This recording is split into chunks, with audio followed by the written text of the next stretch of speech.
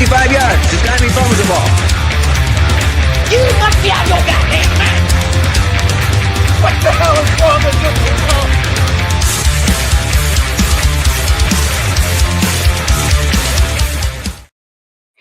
Good evening, ladies and gentlemen. Welcome to yet another Victory Monday for the Minnesota Vikings. And I don't know why my printer just turned on beside me here, but please excuse that noise for just a second.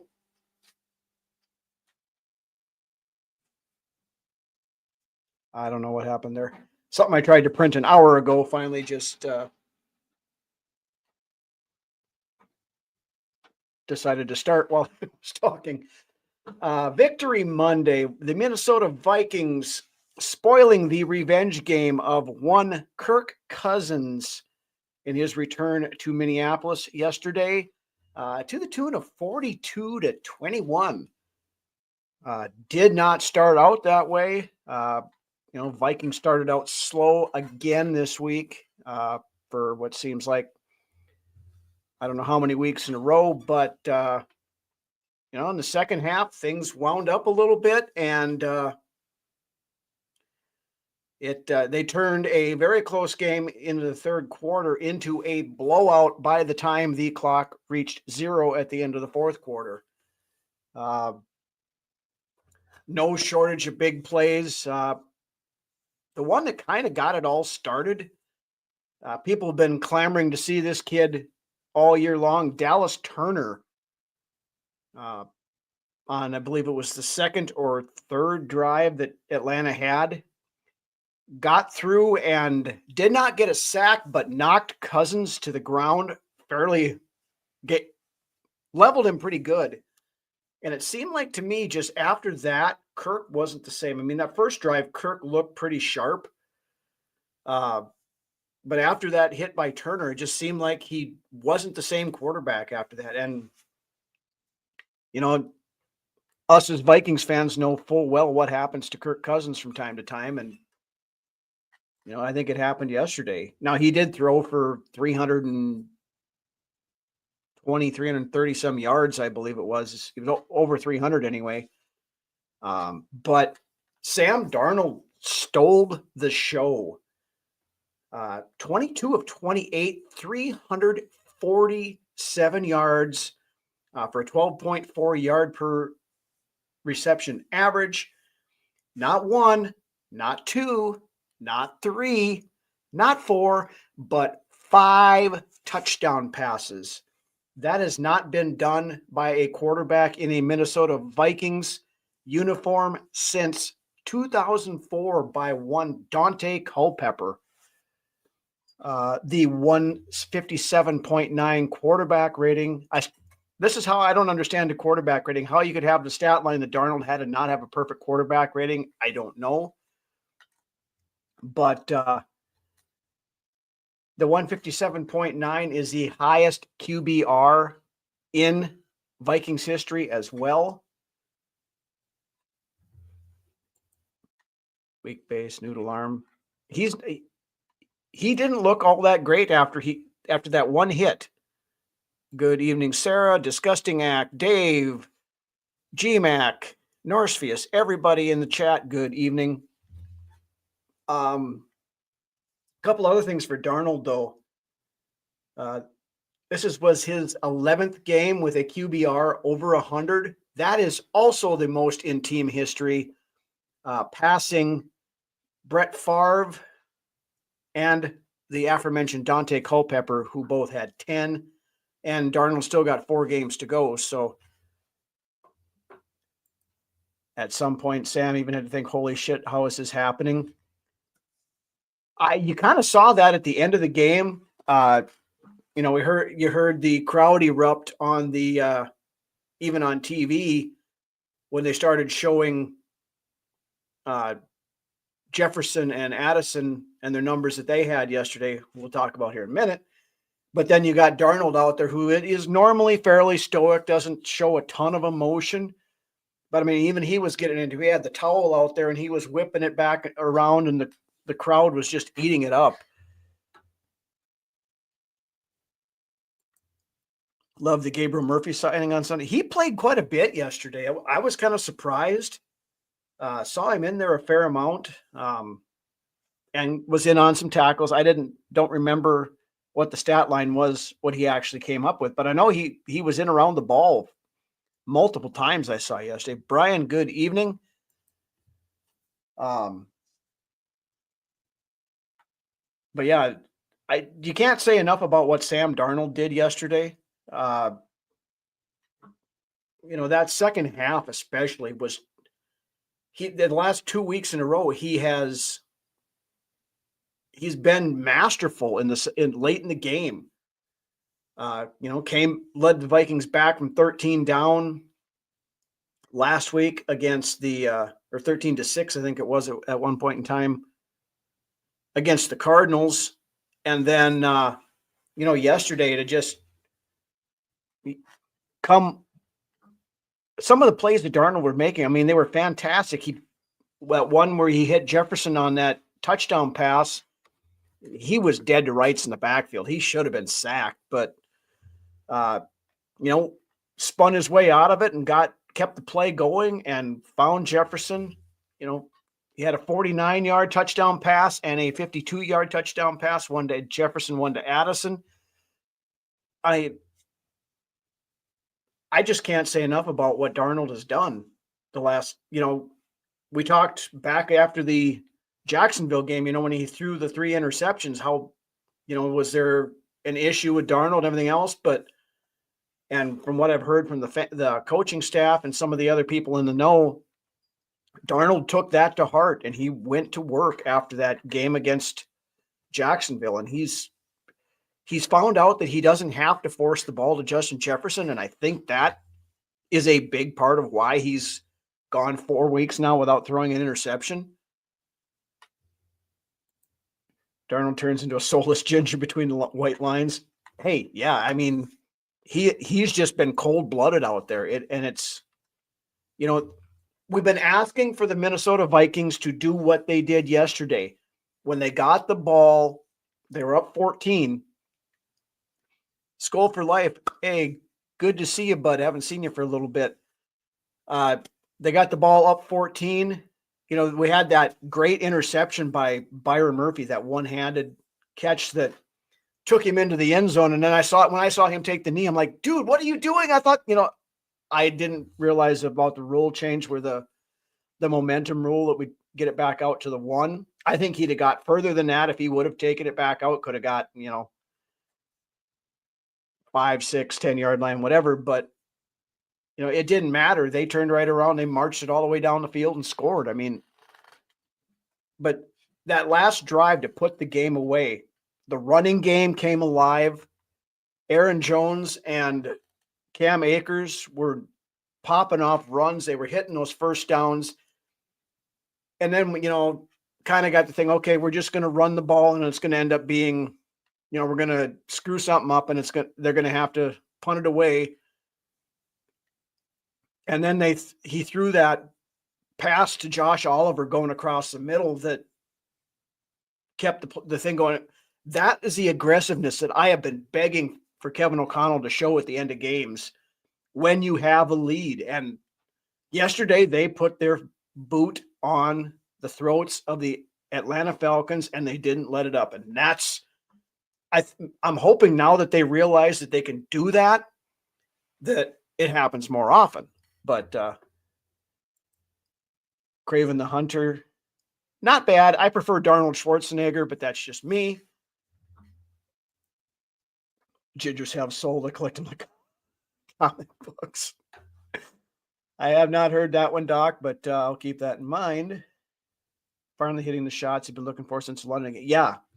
I mean, the last month, Darnold, I think in the last month, he's played better than he did that first, back in September when he won Player of the Month. He's gotten better. He's figured out some of these problems that he was having in there and made the adjustments. Steven, yeah, great point. A sign of a great team is the adjustments that are made when necessary. That first half, I mean, they were not playing well at all. They weren't moving the ball. The defense was giving up chunk yardage. The one big concern I had with the defense yesterday was that, and it's 2 weeks in a row now, they've given up 140. I think they gave up 148 yards on the ground yesterday, which for the number one rush defense in the league is a bit concerning. Is it a mirage just because we went up against a couple of really good running backs? But Tyler Algier was running all over us yesterday. I mean, that guy runs like a truck, and he was just driving over everybody. Late game defense also looks way less preventy over the last couple of games. Yeah, and of course against the Cardinals we couldn't really be preventy because we were behind. But yeah, yesterday I figured once we hit that 14 points, it was just going to kind of be, let's just kind of milk it out and get out of here. But no, they got aggressive and they went out and put it up 21. Brunswick and I talked about this on Friday. I wanted to see them hit 40, and I just thought this could be a game where they did so. And lo and behold, they went out and did so. Now, Lance was happy because we didn't hit that 50. He made the bet with our buddy Drew Bunting on the show Friday night that if the Vikings scored 50 points, he was going to have to shave his beard on the air this Friday. But, didn't get that far. So he was feeling comfortable with the beard part. But Brian, so the question is now, what do we do with Darnold? Can we really expect McCarthy to be able to run this club and be successful? This is a conversation I'm going to wait to have in depth, at least till after the Vikings season is over, whenever that may happen.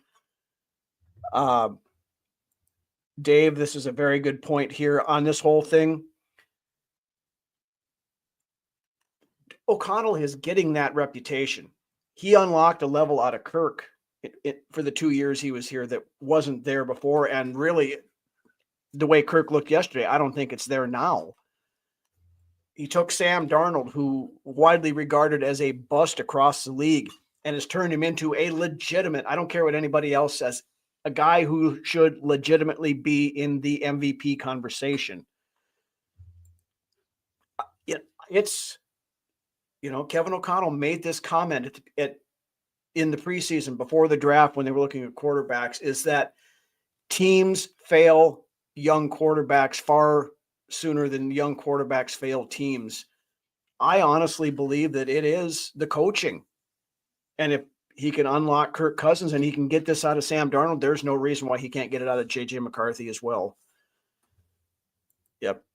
GMAC, just exactly the point I was making.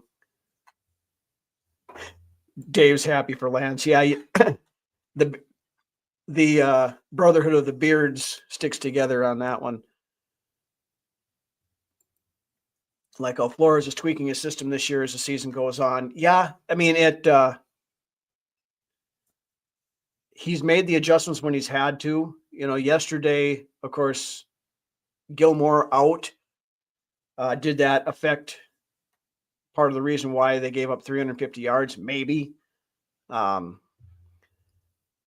didn't really see a whole lot from, they picked on Shaq Griffin a couple of times, but Fabian Moreau, they didn't really throw at him all that much.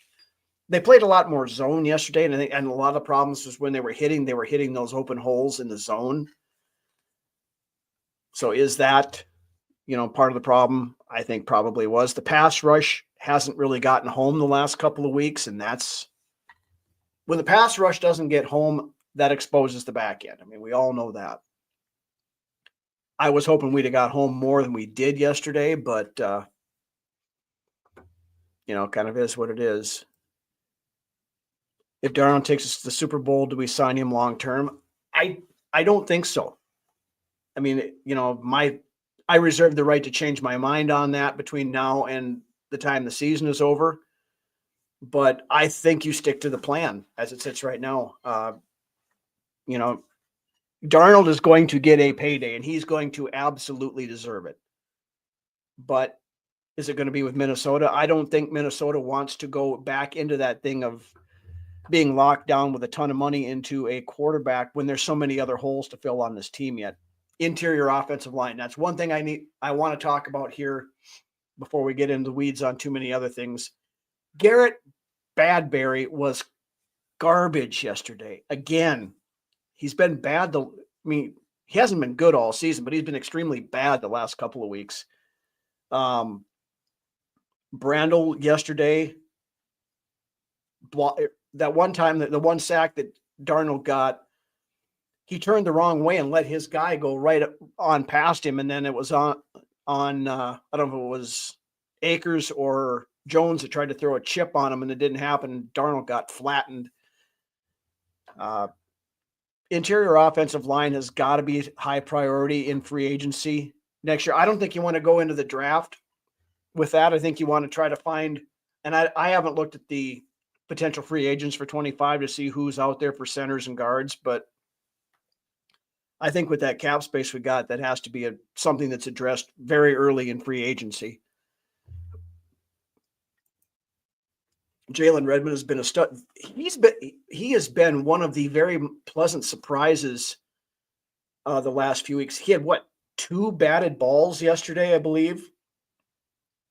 Getting significant. He started over Jerry Tillery yesterday, so that should tell you something right there. I think they may have, another undrafted free agent gem that we found, in a vein of the Ivan Paces of the world. We saw Gabe Murphy get a lot of run yesterday. Another undrafted free agent. Jalen Redmond was the third one. And that kid played great yesterday. I'm very impressed with Jalen Redmond, and I'm hoping that he continues to improve, and maybe he gets to a point where he's a solid defensive lineman for this team. I mean, he's already working that point. Talked about tonight on the Real Forno show. By the way, if you haven't watched it yet, once you're done with watching the show here, go back and check out Forno and Dave on the Real Forno show over on Vikings First and Skol. Ton of great content as always. And, you see right there, they're talking about some of the quarterback stuff, but what happened with Lance, he made a bet with Drew on Friday that if the Vikings scored 50 points, he would shave his beard on the air for this weekend show. So being it was only 42, he gets to keep the beard. So even though the results are eventually good, O-line took a step back. Yeah, and that's the point I was getting on there, Brian, is we can't keep trotting Garrett Bradbury out there. I know they like him because he knows and he can call the schemes and he can call the protections and all that other stuff, but he can't block. He's a good run blocker, but he cannot pass block. He just can't get the leverage to keep those big, powerful defensive linemen out of there, and it collapses the pocket, and then Sam's running for his life, and it's not a winning combination. One of the main things Kwesi and KOC talked about was having a championship standards. Absolutely. And, to their credit, they are good at sticking to the plan. That was the thing. They were not going to start J.J. McCarthy this year before they thought he was ready. Now, of course, the injury tabled that discussion and, made it Sam's team for the entire year. But Darnold has played well enough to the point where even if McCarthy was healthy, I don't know that he wouldn't have taken over the job. I don't believe. Right now, how you couldn't bench Sam Darnold right now for JJ McCarthy if the two were both healthy. Going to have to buy an interior O-line. I agree with that, GMAC, and that's one of my points about not backing up the Brinks truck for Darnold next year, is that you do that. There's too many holes. You have at least one guard that you need, maybe two. You have a center. You still need a good pass rushing defensive tackle, potentially some, big nose guy in there that you can put in to plug up the middle. You need cornerbacks. All the starting cornerbacks are on 1-year deals. So, do you bring somebody? Byron Murphy is in a contract year. Shaq Griffin and Gilmore are both on 1-year deals, so you don't really have anybody tied up at cornerback. You got to sign Cam Bynum. He's coming up for free agency, and he by all means deserves a new contract. Ellis is a freak. They slept on him, and yeah, he wrecked up that line more than once yesterday, and he's been a very good player for Atlanta. And I've always kind of been a fan of the kid guy. I mean, I can say kid because I'm 50, but Trey Smith was another one yesterday. Yeah, that had a whale of a game up front.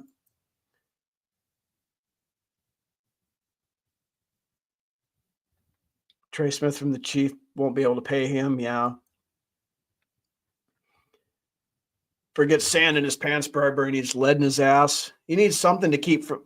I mean, I think we should, from here on out, start calling Bradbury Pallet because he just keeps getting forklifted everywhere he goes. Someone's foot, yeah.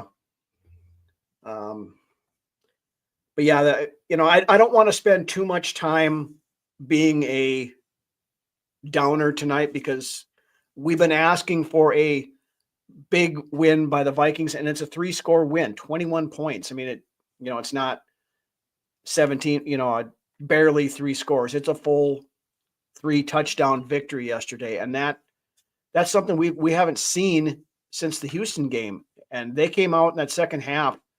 Kudos to Kevin O'Connell and the coaching staff for the adjustments they made at halftime, because they came out and it was a different team in the second half. But now we just have to put that together. And Justin Jefferson kind of made this comment afterwards too about, people talking about what this team can do if they put together a full game. We saw what they could do yesterday in basically a half a game. They put up 21 points in the fourth quarter. If this team starts rolling, and now that they realize that they can do this kind of stuff, they can beat anybody out there on any given Sunday. Absolutely, Dave.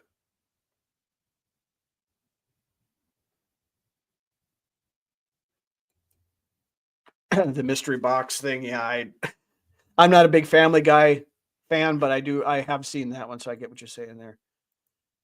Riley, this is a huge game coming up on Sunday. The Lions and the Bills. Of course, the Bills coming off that loss to the Rams yesterday. If you're looking at the Rams, all of a sudden that loss we had to them isn't looking so bad. Once they got their guys back, Nakua and Kupp, which I still don't think we expected for them to have both of those back. They've been on a tear the last few weeks here, and they're making a push for the playoffs as well. Brightside thinks Gabe Murphy and Jalen Redmond flash, and absolutely. We can get Trey Smith and drop to center, be a big, yeah, 100%. Like I said, I haven't looked at the potential free agent list to see who's going to be out there, but we have the sixth most cap space in the league for 2025. So we got money to spend to go get some guys to fill these holes. Get a legit cornerback to play, play on the outside, get a center, get a guard, get some of these, and then we don't have a lot for draft capital, but, fill in what we can behind that.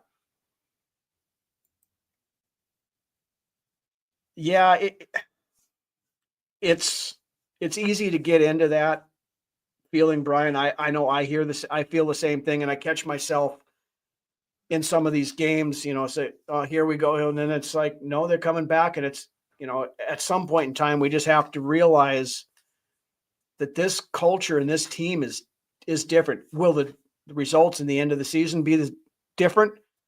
Time will tell. It may not be. We may go into the playoffs and get beat in the wild card round, the divisional round, or we might go all the way. I mean, that was heresy for most people to even consider that the Vikings could be Super Bowl contenders this year with the way everything was going, and Sam Darnold being the quarterback and all this, that, and everything else. But No, the Vikings are legitimate Super Bowl contenders right now. They're as good as anybody in the league.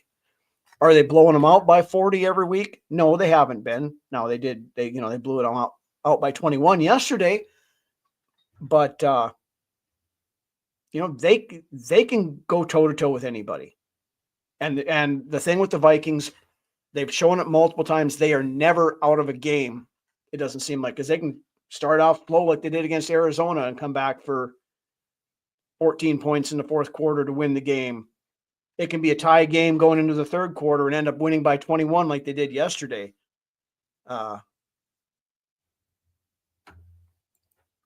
Yeah, the Chiefs, again, rabbit's foot shoved up their ass yesterday, that doink off the goalpost at the end of the game, and it bounces in. I mean, but Kansas City's luck is going to run out eventually. I'm not saying that they're a fluke and that they're a luck, but they're a good team. They're two-time defending Super Bowl champions, taking nothing away from Kansas City.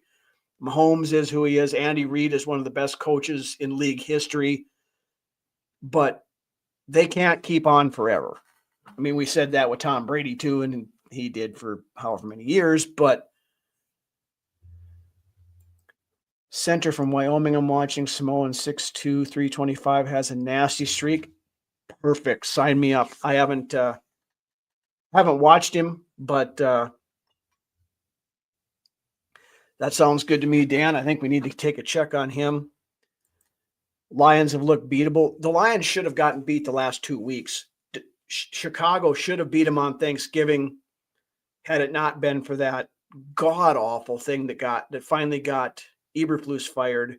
Green Bay should have beat them on Thursday last week. But, there again, I would say Detroit they're good. I'm not going to take anything away from Detroit.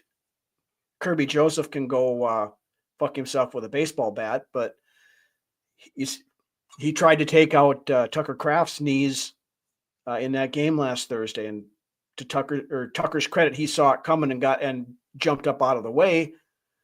But Detroit is going, and Detroit is still. Dan Campbell cannot help himself from doing those extremely aggressive plays, and it works for him a lot of time. But as we saw last year in the playoffs, it bit him in the ass. And until they prove that they're not going to do that, that's still there. Love and life after a solid beatdown of Kirk Costains. Yeah, I mean the remaining Kyrgyzstan army who came out in force on Friday and Saturday on social media kind of slithered back off into their snake holes again after the game yesterday. But if you saw there was some guy standing over the tunnel where the players came in and out, and after the game, he was holding up the sign that says, "We'll never forget you, Kurt." I thought that was kind of funny, but Lions and Chiefs been worried about the run game and our interior offensive line. Now, we had over 100 yards rushing yesterday. I think, what the hell was it? I think Jones had like 77 yards, and Akers had another.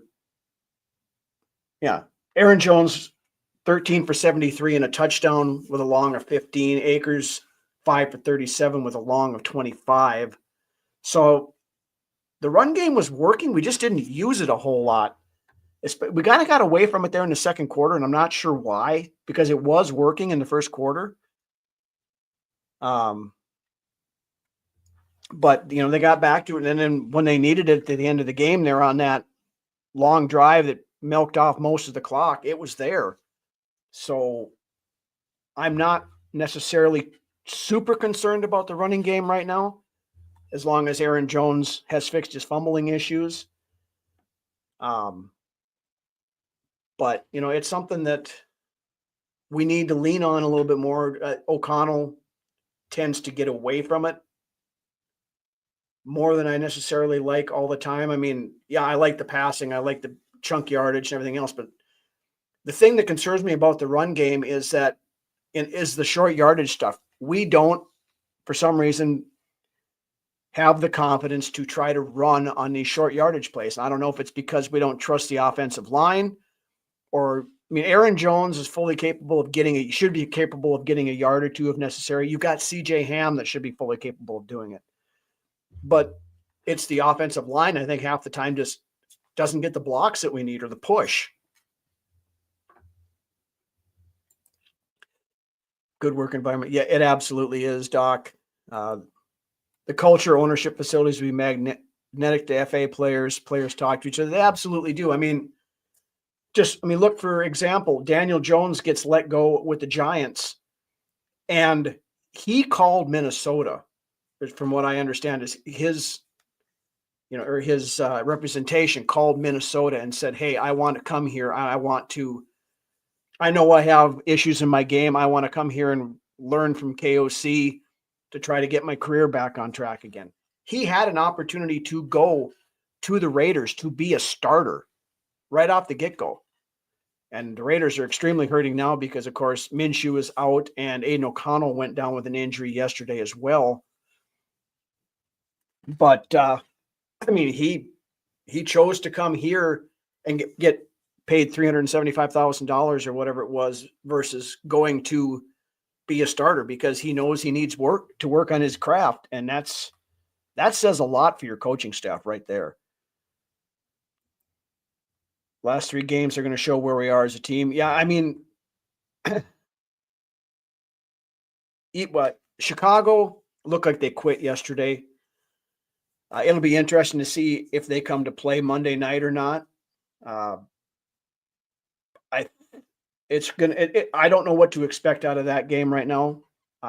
We'll kind of see how things go during the week here, but they look like they quit against San Francisco. I mean, they had 2 yards of total offense in the first half. 2. I had more yards than that getting up off my couch, walking into the kitchen and getting a beer. I mean, that is not a recipe for success. We'll put it that way. Can't score at the goal line. I don't know why they don't do that. Line them up in there and, with Jones in the tailback and Ham as the fullback and just do the short handoff a couple times. Try it. I mean, I think Darnold has to get his money while he can, and I would do 20. Yeah, I mean, if Darnold wants to come back and would do something like that, I think I would probably be okay with that.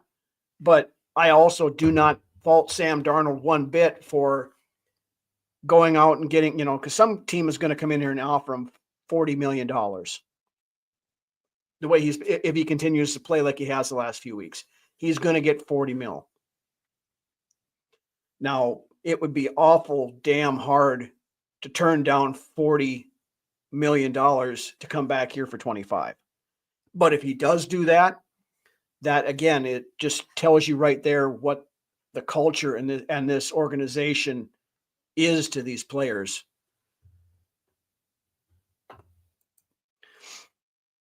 I get a fridge next to the car. I got one of those spots where I have the partial wall in the center, and I got opening on both sides, so there's not room for a beer fridge next to my couch.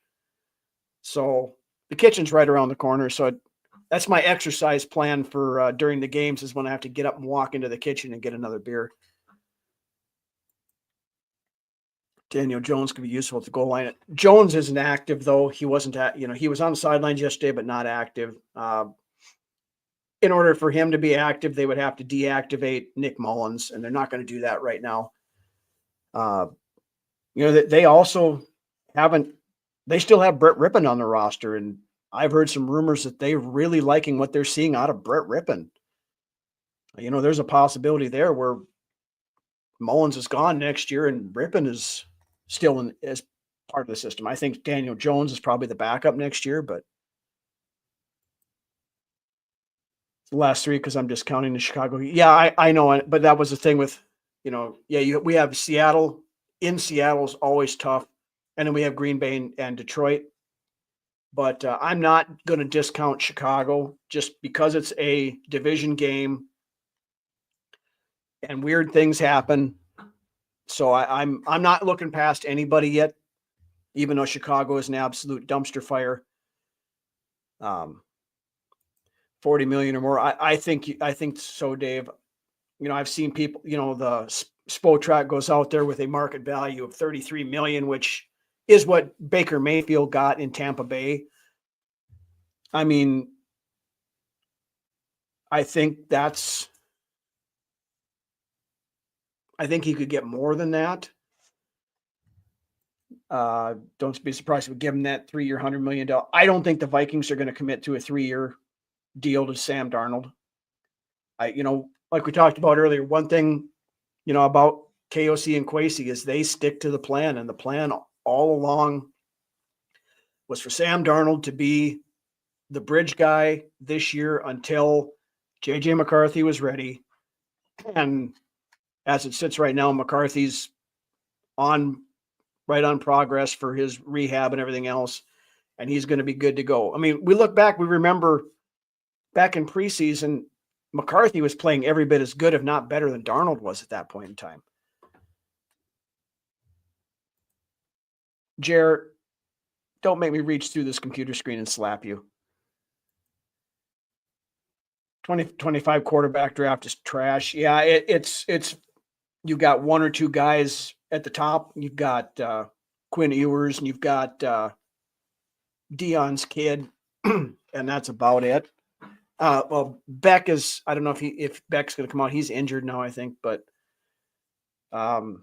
there's a few guys, you know, and ultimately there's one or two guys that'll probably pan out of there. But yeah, 2025 draft class is nothing like the 2024 was, which is why the Vikings put priority on getting a quarterback this year. No one understands better than Sam how valuable this is. That's a very good point, Riley. And I agree with you. And if I was Darnold, I wouldn't take anything in the 20s either, unless that was my only option. Now, that being said, you know, getting a bump from 10 million to 25 million is a nice pay increase. But their quarterback play around the league, I mean, teams are so desperate for a quarterback. They're going to, you know, look at what Darnold did this year, and they're like, he can come here and do that same thing for us, and he's going to get 40 million. I mean, Daniel Jones got 40 million. Tua got 50 million. You know, Jordan Love after one season got 53 or 54, whatever he got. So teams are going to pay that. Now, I don't believe the Vikings will pay that, but somebody might. And if Darnold can get that, more power to him. I wish him nothing but the best, but Vikings fans are doing well. Of course, we're always, yeah, I know, Doc, and that's always in the back of my mind. When is the other shoe going to fall? I mean, this team is just built differently, and I'm trying to wean myself away from that way of thinking. I mean, I know the minute I do that is when it's going to happen, but dump the no trade clause BS. Yeah. No, I know he doesn't. And that's why I maintain that's why Quinn Ewers stayed an extra year in college, is because Ewers would have been probably a second-round quarterback this year. He would have gone after all those guys in the first round, I think. So he was banking on a weaker quarterback class in 25 to boost his draft stock. So in 2025, he's going to get picked in the first round. I believe that he will. It may there's not going to be 5 gone in the first 12 picks or 6 gone in the first 12 picks like it was last year or 2024, but there'll be 2, maybe 3 that go in the first round. Shedeur Sanders will go first round. Dion's going to see to that. Ewers, I believe, goes first round. Carson Beck probably goes first round. Is there anybody else that's going to go early? I don't know. But, yeah, no, I don't think Ewers has near what Ewers is going to go back and hit the portal. And that's possibility too. I guess he does have 1 year left in eligibility, I suppose. And everybody knows Arch Manning is the future there in Texas right now. So Arch is probably going to take over that team one way or the other next year. But again, we're kind of getting our head of ourselves here. We're talking quarterback draft and everything else, and we're sitting here at 11-2 with a legitimate shot at not only making the playoffs. The Vikings will clinch this weekend unless everything goes south. If they beat Chicago, they clinch. If Green Bay beats Seattle, they clinch. Or if the 49ers beat the Rams, they clinch. So there's 3 opportunities for the Vikings to clinch this weekend. Carson Beck hurt his status, doesn't like watching football. Yeah, Beck is talented, but I'm not a huge Carson Beck guy. So, and like I said, we got our guy, we got McCarthy. I'm not concerned about who's coming out this year, but I mean, it's going to play into teams that are going to go after Sam Darnold. It's just the way it's going to be. But let's go back to the actual game. We got way on a tangent tonight, which is why I love this show, because you guys come in and we start bringing in Eric, better late than never. Welcome to the show. It's a rant show. It's we go off on tangents. It's just what we do. What kind of human exactly, Jerry? If you tell me that, get the hell away from my team. I don't want you around here. Couple other hits from the game yesterday I wanted to touch on just before we go off too far again. Justin Jefferson and Jordan Addison yesterday. First wide receiver duo in team history to each go over 100 yards and each have at least 2 touchdowns. Jefferson also became the first wide receiver in NFL history to hit 7,000 receiving yards in his first 5 years. And he's still got 4 more games to add to that total. He's sitting 4th all time for Vikings receivers behind Chris Carter, Randy Moss, and Anthony Carter. Probably not going to surpass Anthony Carter this year. He would have to average 142 yards per game over the last 4 in order to catch AC. So probably not going to happen, but not too worried about that part of things. But just can't say enough how well that offense played in the second half yesterday. Of course, granted, they had some severe lapse in secondary coverage by Atlanta. Mike Hughes on that I think it was the Addison touchdown it's the Jefferson touchdown where Mike Hughes fell down. Looked like he was, I don't know what he was doing. What are we talking about here?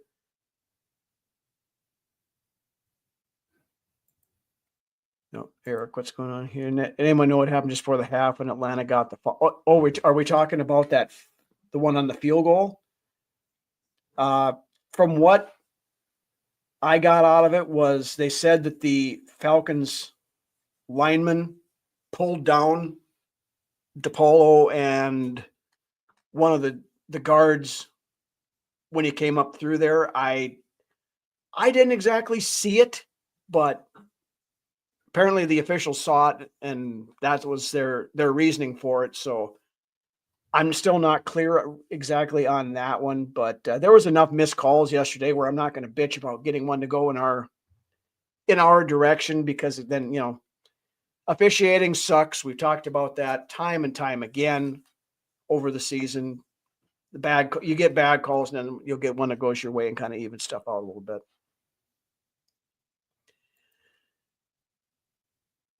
How many does Rager have? I have no idea. I would say he probably does by now, but we're talking landscaping. I'm going to stay out of that one. Another one I want to talk to about the Darnold thing yesterday. Chris Sims, apparently, and I haven't watched the video, but I saw it from a couple of sources, was doing I don't know, it's FaceTime or Zoom call chat or whatever with Sam Darnold after the game. And he made some comment about how Darnold was handling this at, and the success and everything else after he was supposed to be a downgrade from Cousins last year. I mean, okay, we all know that was the perception, but come on, the guy just threw for 5 freaking touchdown passes. He's played well damn near every game this year. Like I said, he's got 11 games with a quarterback rating over 100. And he comes on there and asks, so how are you handling, being a downgrade from the guy that they had last year? He just went out and kicked the guy we had last year's ass. So why would you even bring that up? Other than the fact that I think Chris Sims has been spending too much time with Mike Florio and, wanting to stir the shit and just be a dick. Well, Chris Sims, how does it feel to be a massive disappointment from your father's legacy? Answer me that one. Your dad was a hell of a quarterback. You sucked. So I guess you were the downgrade in the family as well, but and we saved $30 million. Exactly.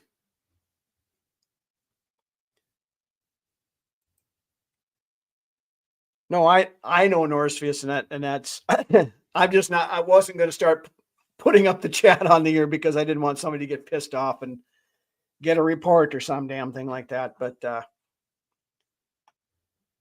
Vikings finally had a game with a big spread. Yeah, absolutely. It's something we've been asking about for a long time. Now, I'm still hoping that, like Jefferson said, once we realize how to play a complete game, watch out. Well, we won by 21 points yesterday and was far from a complete game. I mean, like I said, the offense came alive in the second half, but that first half was nothing to write home about. It was starting to look like a repeat of the Cardinals game from the week before. But to their credit, I mean, like I said, I don't want to be too nitpicky because we won by 21 points yesterday. The defense gave up 21 points. They gave up a ton of yards, but they did their job against a very very competent offense. The Falcons have a ton of weapons. Drake London is a great receiver. Darnell Mooney has been playing very well. He's their deep threat. Kyle Pitts couldn't catch a freaking cold. I mean, he had that one hit him in the worst possible place, right off the hands, went through his hands and hit the chest. I mean, shades of Troy Williamson type catching on that. And then he was out of position on that one-handed interception that Byron Murphy had. Ryan, good evening. Now we just we touched on it briefly, but I'm tabling that discussion until later because I don't want to get into the middle of it too much in in the midst of what we're doing here. I don't want to detract from what is a great season so far. And, if we play the way we played in the fourth quarter yesterday, we'll have that discussion in February after we're done hoisting the Lombardi trophy. So yeah, Sims never did shit in the league. Yeah. He didn't. He absolutely didn't. And to come out there and have the balls to tell, talking to somebody, well, yeah, you played great today, but you were supposed to suck this year. So blah, blah, yeah. Kyle Pitts. I mean, the unicorn is a perfect nickname for Kyle Pitts, as was bestowed upon him by our buddies Drew and Ted. Unicorns don't exist, and I think Kyle Pitts as a legitimate wide receiving tight end doesn't exist either, the way it seems. I made the mistake of drafting him in my fantasy team this year, and he hasn't done shit for me all season. So, yep, absolutely. And I went into this season with a little bit of a different mindset. I thought the Vikings were going to be, and I said it before the season that this team was at least a wild card team with Sam Darnold. but also going in saying, okay, this is a transition year. It's not a rebuild. It's a transition year, according to what they're saying. But, so it's like when everybody every league pundit and so-called expert out there was saying, the Vikings ceiling is 6 wins. All right, we're playing with house money. Then wherever we end up, we're playing with house money. And the Vikings are still not getting the respect around the league that they deserve, which I'm fine with. And I think the team is fine with. I think Kevin O'Connell is fine with it because they can use that. But yeah, fly under the radar. Don't give us the respect that the team deserves. And like I said, we could very likely be, I'm not going to say likely, but we could potentially be standing there in the middle of February holding that trophy with purple and gold confetti falling down all the way around us. Because right now we can play with any team in this league. I mentioned that before. We can play. I mean, we've already shown that we can play with Detroit. We should have beat them earlier this year. Philadelphia, we haven't played yet. They'd be a tough out, and especially if we got to go to Philly, which, as it sits right now, is a very legitimate possibility. If we end up having to play them later on. But good morning, Nympha.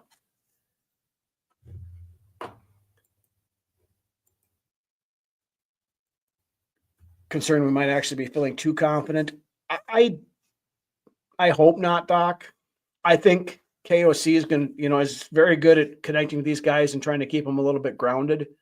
And that's where this, not getting too high and not getting too low if things don't, go bad. They've got the fortitude and the resolve enough to be able to level themselves back out and get refocused. I mean, they sleepwalked through 3 quarters last week against Arizona. And then when they needed to at the end, it's the whole be at your best when your best is required thing. Kicked it in gear, went out, won the game. Played it tight. There was a tie game well into the 3rd quarter yesterday, and then turned around in the 4th quarter and scored 21 points and made it a blowout. Yeah, I hope you're right, Norsefius, and I think that's the thing. And and you hear all of these guys, to a man when they talk to these guys about this team, they say there's just something special. Harrison Smith, who's been around forever, I mean, he's 13 years in the league, said that there's something of all the teams he's played on, this team feels different and all of that. Aaron Jones has said the same thing. He said, has been on some very good teams, when he was in Green Bay, and it's different here. So, it's got to be one of these years. It's going to come to fruition, and we are actually going to finally win that trophy. Is it this year? I hope so. Will it be? I don't know. It may be, maybe not. But, I'm just enjoying the ride right now. And, we'll let the chips fall where they may. Whether it's a disappointing loss, and losing in the wild card round would be a definite disappointment this year. If we get to the division round, great. NFC Championship game, even better. Super Bowl, nothing is off the table right now. Exactly, Doc. We are so close. And I've said this before, and I'll say it again. This team will win a title with Kevin O'Connell. I truly believe that. Whether it's this year or not remains to be seen, but the pieces are there, and the players love him. The ownership loves him. The team loves him. The fan base, for the most part, do. I mean, you got some of these guys, some people that the ESAT Nation and the everything sucks all the time crowd that complain about it. I mean, is O'Connell perfect? No, he absolutely is not. There are sometimes some of the stuff that he calls frustrates the shit out of me during the game, but I mean, you can't argue with the guy's results. 13-4 is his first year, 7-10 last year, but played half the season with Josh Dobbs, Nick Mullins, and Jaron Hall as your quarterbacks. I mean, this year, we're 11-2 on a team that nobody expected to win more than 6 games. So it's enjoy the ride. We are sitting at 11-2, 4 very crucial, very critical, and very difficult games coming up. Chicago, like I said, is a real wild card this week. I don't know what's going to happen with them. Monday Night Football, the Winter Warrior uniforms are going to be broken out. The first time the Vikings will have ever played a game in anything other than a purple helmet. If you see the entire layout, it's, you know, I'm a lot of times not real big on the alternates and some of these odd color combinations, but this looks really sick. And I don't like white, but this is a really sick looking uniform combination. I'm excited to see what it looks like on the field. And we'll see that Monday night. This time next week, we will be playing against the Chicago Bears. So on that note, programming reminder, next week we won't have a Monday night show because we are playing on Monday night. Ryno's Rants will be on Tuesday night next week, so we can do our standard recap and vent line and everything else, celebrating hopefully a victory Tuesday next week. This weekend, the regular studio show with Brunswick and myself as we break down that Bears game. Probably going to be a Saturday night show. Just for Norsevius, it'll be a 9:30 show. Lance's work schedule kind of as it is. We have to go a little later again this week, but that is currently the plan, but stay tuned for any changes. With that, we've gone on for here just about an hour. Hold on here. Norsevius has a good one. Quarterback that can shoot his cannon is showing us louder than a quarterback whisperer. Yeah, you are. Us and Detroit will be both 12-2, calling it now. I hope so. Buffalo can't afford to, if they want to try to keep pace for the bye in the AFC, they can't afford to lose to Detroit this week. And this is going to be the toughest task that Detroit has had. And Detroit has looked vulnerable the last couple of weeks. So they're due for a loss. And, I think it very well could happen this week. And if we can get to that final game of the regular season with identical records, then it's for all the marbles. Because the winner of that game will not only win the North, they will potentially and very likely have the number 1 seed and that first round bye, which would be huge. So with that, though, thank you guys for joining. As always, love these live shows. Great conversation tonight. We got off on a few tangents, but I love having that discussion. You guys always bring the knowledge, always bring the good questions and everything else. It was a great show as always. So thank you guys. Shout out again to the Filipino fan club. Nympha was on here earlier.